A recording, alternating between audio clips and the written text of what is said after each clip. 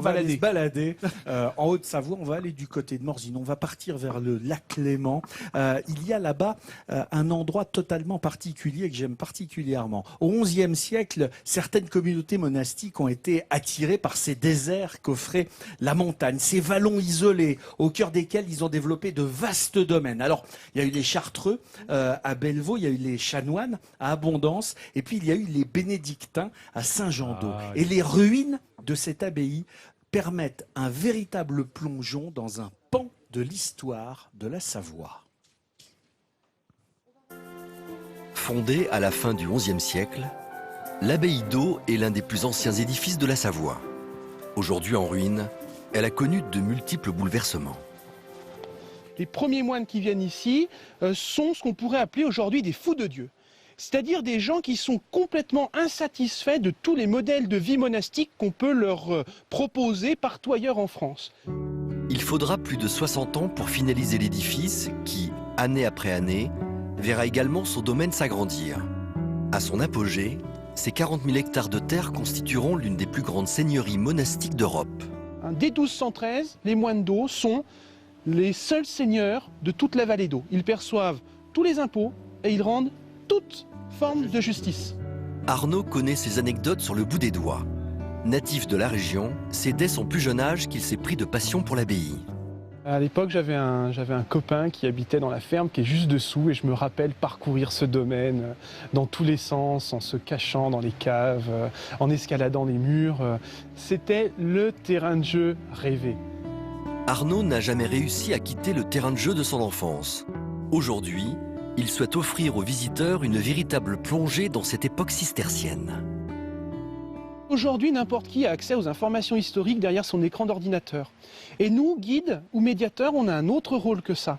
On doit apporter aux visiteurs autre chose. On doit stimuler leurs sens. Quand la saison est bonne, on leur fait sentir des plantes, on leur fait manipuler des objets. Bref, on leur procure des sensations qu'ils ne peuvent pas avoir derrière leur écran d'ordinateur. Les derniers moines de l'abbaye furent chassés en 1792, juste après la Révolution. Laissée depuis à l'abandon, l'abbaye va ensuite être la victime sacrifiée de l'incendie de l'église paroissiale de la commune. L'église paroissiale, érigée sur l'autre rive du village, brûle en 1823 et les habitants de La Moussière, donc la rive gauche, décident de venir détruire l'abbaye pour prendre les pierres et aller reconstruire leur église paroissiale à 2 km plus loin. Hier, terre d'accueil pour des centaines de moines cisterciens, l'abbaye d'Eau et ses vestiges majestueux sont désormais classés au monument historique. Grâce à plusieurs passionnés comme Arnaud, la Haute-Savoie préserve un patrimoine qui, autrefois, fit la renommée de la région. Je te dirais. On l'a vu, cette abbaye, elle était extrêmement importante au Moyen-Âge. En 1792, quand on chasse les derniers moines, quand les révolutionnaires les chassent, ils ne sont plus que 6. Elle a eu un destin tragique, cette abbaye, puisqu'elle a servi de carrière de pierre. Heureusement, il reste ces ruines qui donnent toute cette majesté à cet endroit. Et grâce à des passionnés comme Arnaud Delers, qu'on a découvert dans leur reportage, heureusement que vous êtes là pour sauver ce qui reste de ce patrimoine. Ce sont des ruines absolument incroyables sur lesquelles vous veillez. Ah oui, c'est un site qui est vraiment grandiose. C'est une belle histoire, l'histoire de la valorisation de ce domaine. C'était un patrimoine qui était en déshérence avant 2007, avec moins de 500 visiteurs par an. Et cette année, 2015, on en est à 22 000.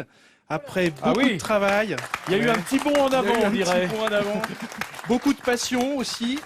Et tout cela sans se prendre trop au sérieux non plus.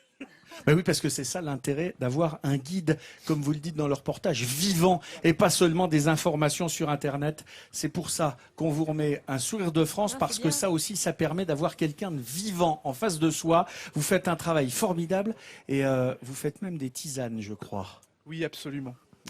Dont la fameuse tisane de Saint-Guérin. On ne veut pas savoir ce qu'il y a dedans. Mal. T'en as pris hier, Jean-Seb, et t'étais pas tout à fait comme d'habitude. C'est quoi les vertus? Quelles vertus? Oh, c'est bon pour tout, la tisane de Saint-Guérin. Oui, oui. Petit C'est comme les dérangement, élixirs, petite fatigue, petit Qu'est-ce coup que de tu dis, froid. Janie? C'est comme les élixirs, c'est bon pour tout aussi. Ah oui, c'est bon pour tout, Dans le ça soigne Lucky tout. Luke, dans le Lucky Luke, il y a des élixirs. Oui, l'élixir du docteur Doxet, je pense que tu fais référence, effectivement. Tu veux Déjà, dire que c'est l'élixir des de la grande charlatans, alors? chartreuse, c'est pas mal. Non, mais les moines font toujours plein de choses avec des plantes. Bah, hein, absolument. comme la Absolument. chartreuse. Ben voilà. Voilà. Merci Et beaucoup, Arnaud. Bravo. Vous avez compris? Avant d'aller faire une étape à vélo, hein, un petit coup de chartreuse. Ouais. Dans le bidon, un petit peu. Ouais, dans le guidon. Dans le bidon, 10%. 10%. Ah, j'avais compris dans le guidon, moi, Dans pas le dans le bidon, bidon. dans le Oh, bidon. truc planqué. Dans le guidon, ils à mettent la d'autres paille, choses en ce la moment. chartreuse.